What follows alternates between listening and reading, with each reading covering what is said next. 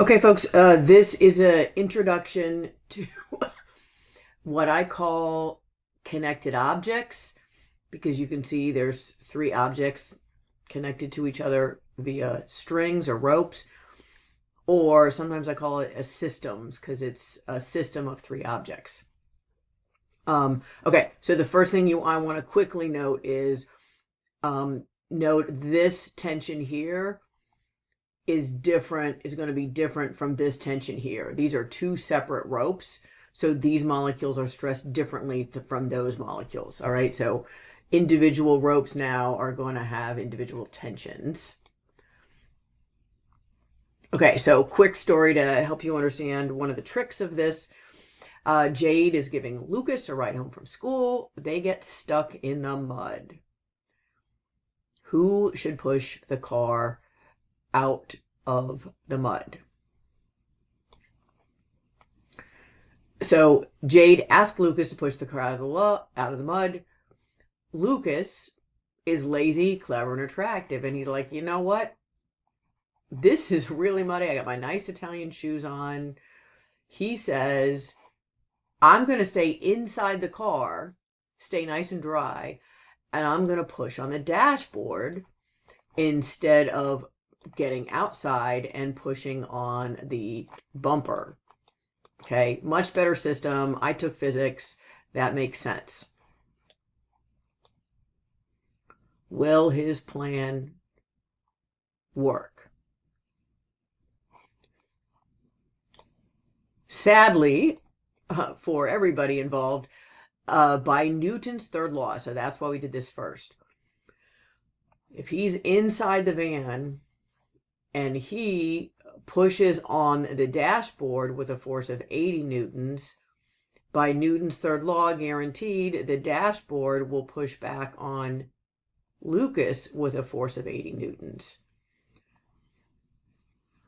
Therefore, as long as he's inside of the car, he's part of the system, and positive 80 minus 80 is 0. So the net force on the system is 0.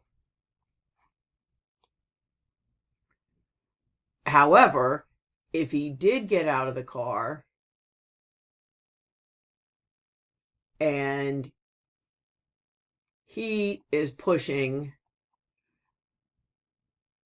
hang on, if he's pushing, quick review of when we draw a force diagram, we draw what the environment is doing to the object, right? So when the clown was pulling down on the rope, it's really tempting to draw because we're used to like cartoons. I'm pulling down.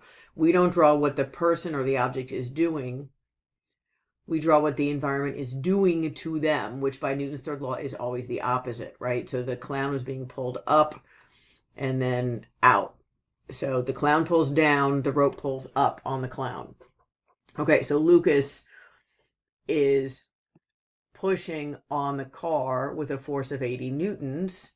Newton's law is still true. The car pushes back on, or the dashboard or the bumper pushes back on Lucas with a force of 80 newtons. So those forces cancel if we define both of them as our system. Okay, so if they were in outer space and this happened, the van would go off with some speed to the right and Lucas would go off with some different speed to the left, and their center of mass would stay where it is. Okay, I know you don't know what that means yet. But you can define the system however you want. So if we define the van as a system, then there is an outside force on the van of 80 newtons. And so the acceleration of the van would be 80 newtons over the mass of the van. There is a force of 80 newtons on Lucas. If Lucas has enough static friction, that's why we need, so that if the less than, or if static friction is at least 80 newtons, then he's not going to move, right? And then he can, the more static friction he has, the more he can push the van forward, because he could increase, let's say the real upper limit is 180. Then he could push with 80 and they hold on. He could push with 100 and they'll hold on. he could push with up to 180 and a little bit more. He could push up to 180 and he wouldn't move because that's how much the nooks and crannies can hold on. Okay, so anyway, I'm getting a little bit off track, but basically I want you to see how everything works together. So we have two systems here. The van is one system with an outside force of 80 newtons. Lucas is a second system with a net force of 0 as long as the nooks and crannies are holding on to him. Okay. Okay, a couple more just definitions. So the definition of a system, in order to use the trick we're going to use, they all have, everything in the system has to have the same acceleration. Because if what we're going to do is say the acceleration of the system is the sum of all of the outside forces over the total mass.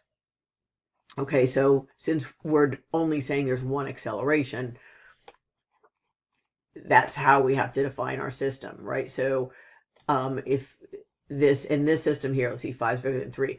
So if this mass goes down by a meter, this mass is going to go to the right by a meter, and this mass is going to go up by a meter. So these three objects all have the same magnitude of acceleration. So we can define these as a system. But in our Lucas example, the van accelerates and Lucas stays put, so they don't have the same acceleration. Okay, so everything has to have the same acceleration, and they are commonly connected by ropes or the normal force. Ropes are pretty easy. The normal force is a little bit trickier. All right. I've kind of modified this. Basically, I am okay if you draw one force diagram for the entire system and just use that as your reference. You don't necessarily need to isolate the individual objects. That can be your choice. Okay, couple more definitions. An internal force is an interaction between two objects that are both in the system. So by Newton's third law, these forces will always cancel. Thus, they cannot affect the acceleration of the system. Okay, so back to our first, very first example. This tension in this rope here is between the 5 and the 12. They're both in the system, so that's an internal force. We'll do an example problem together in class. That's an internal force, so it's going to cancel. But the weight of the 5 kilogram block, the earth is body A, it is outside the system, and so this is an external force. If there were friction between this block and the table, those nooks and crannies aren't part of the system. That's an external force. Okay. Okay, so an internal force is going to cancel, so we don't really have to deal with it. But we'll talk about that in class. An external force is an interaction between an object that is in the system and one that is outside of the system. Okay. What force do you think is always an external force? All right, the correct answer is weight,